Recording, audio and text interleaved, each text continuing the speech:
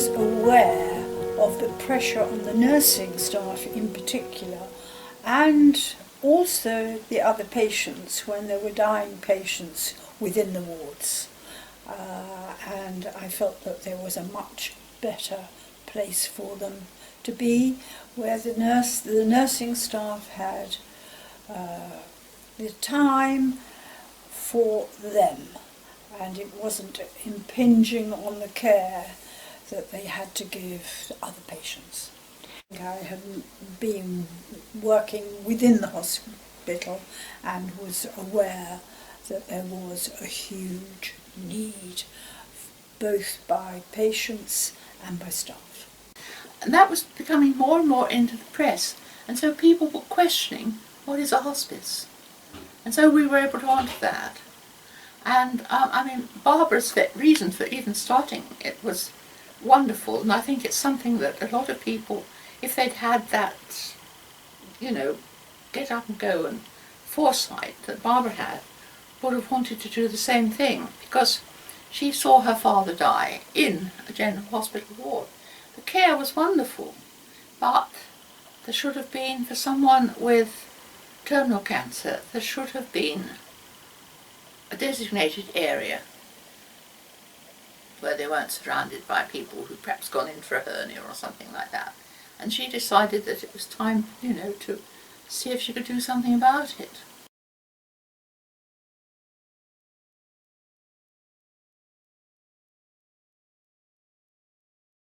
And a lot of people just rolled in, you know, gave me a phone call or something and said, you know, we want to be involved. And we had a meeting of those people who appeared to be interested, and then suggested the village groups. And that's really what set it off, with the village groups, which are still in existence in many instances, I think. Yeah.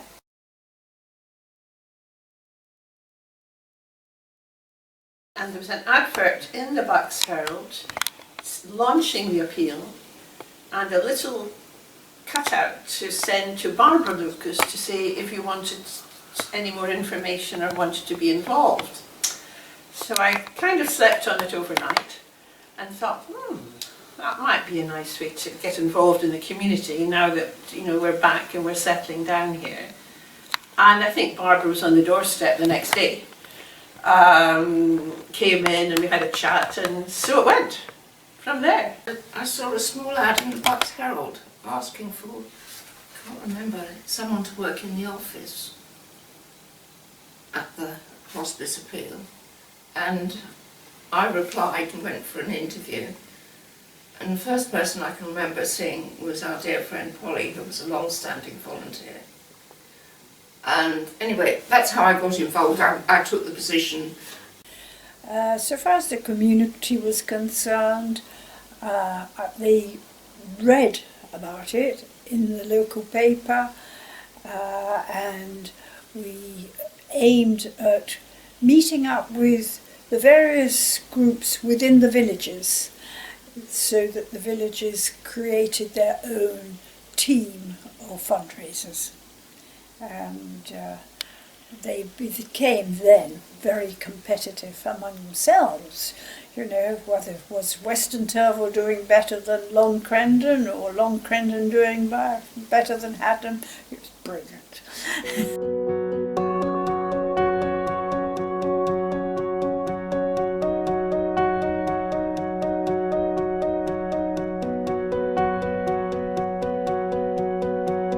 I saw the notice in the paper and thought, who will know more about this? Lindsay Smith will know. So I rang you, didn't I? Yeah. And said, have you seen this article in the paper? And that's how we started. Yeah. You sort of put notices up in the village for a meeting. That's right. We Yeah. came to my house for the Your initial house, meeting. Your house, yeah.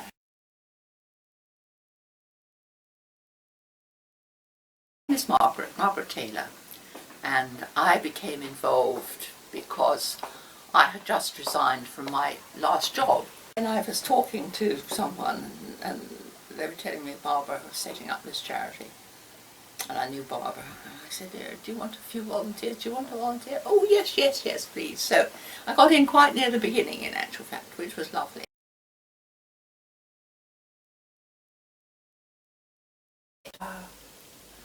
I think that I was very fortunate in the Bucks Herald, the liaison with the Bucks Herald at the time, which was then under private ownership.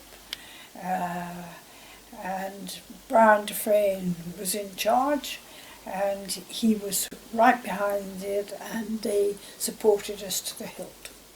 Then it was suggested that we really needed to have good contact with the local paper. And so I contacted them, and they put me on to a young lady who had been a reporter on the paper for about a year. And I asked her if she'd be prepared to put something in most weeks, and she said yes, she would. And she said, I'll tell you what, let me have something. So I wrote something up about what was happening at that time. And she said, well, that's absolutely fine. She said, I'll print that as it is. And she said, if you send me something, she said, with a few exceptions, she said, I'll print everything you send me. So that was absolutely brilliant, and that went on probably for about 18 months.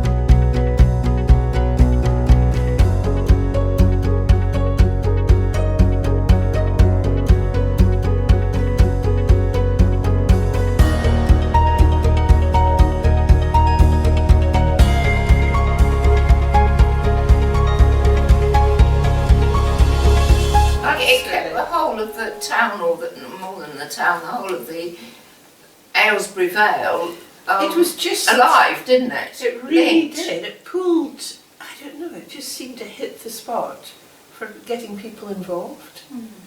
And the fact that the paper was giving us so much profile, that just spread the word, and things started happening all through the town and all around the villages. Lucy Hamblett was on the committee as well, who had also lived all her life in Aylesbury area. She was the solicitor on the appeal committee, and was still working as a solicitor. But between the three of you, there was nobody in this area they didn't know. And yes, you'd go and talk to other associations or clubs or such like. And yes, every time you went to speak to something like a women's institute or some sort of club, it didn't just involve that club, it involved the people in that club and their contacts. So it was like, as you went out, you know, it grew. And it was unbelievable. We had a huge support. Well, the plan was to have a fundraising event a month in the village, which I think we did. Well, we did the Horticultural Society were very good. Open gardens. Yeah. That was a big event. Yes. And we did like a fashion show. Fashion show. We did more than one fashion show. Yeah. And we had the Christmas cards, didn't we? Christmas cards, coffee mornings, Christmas cards in sort of November time. People's houses. Round all the villages. Yeah. Yeah. Yeah. I don't think there was anyone in Western Turtle who hadn't been to a coffee morning. Yeah. You know, and it became stage. a focus for a lot of older people. You know, it was somewhere they could go to. They didn't need the bus and they weren't driving. It filled a gap in a lot of people's lives. The appeal was in the tip of everybody's tongue. So if they were doing a raffle or whatever at that period, it was always the hospice that the money came to.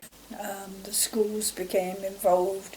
They were a little wary initially because the word death isn't a good thing with youngsters, but no, it was right across the board. But certainly we had support throughout the community.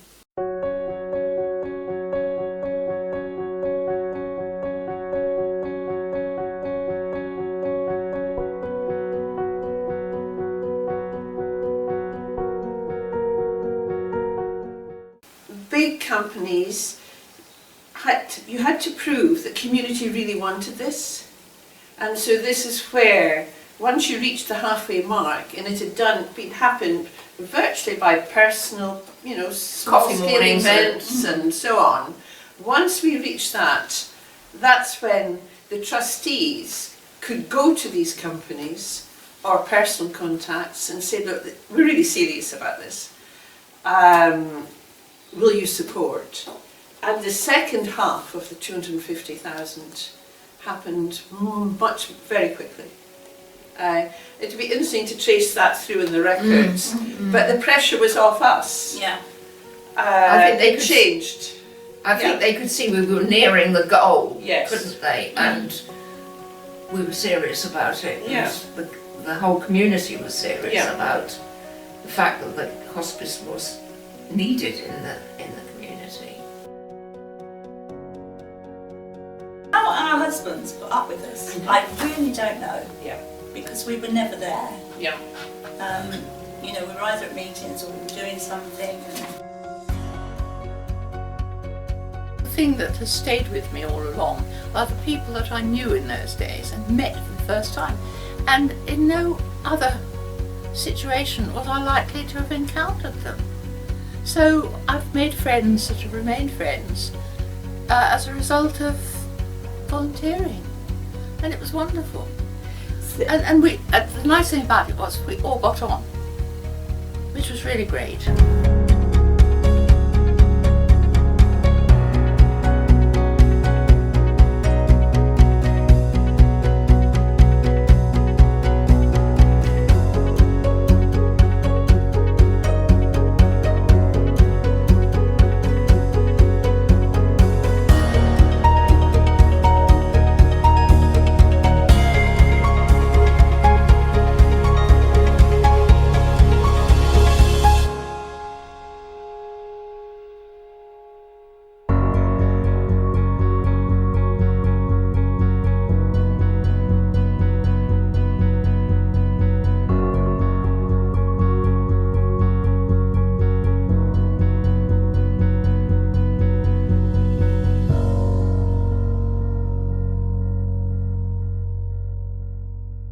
Terribly excited, I think, and thrilled that we'd actually got there.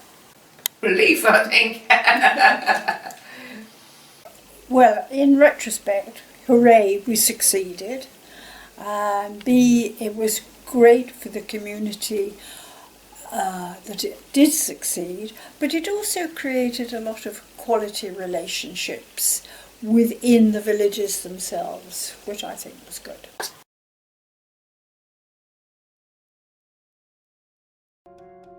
And we couldn't really comprehend why a hospice was needed.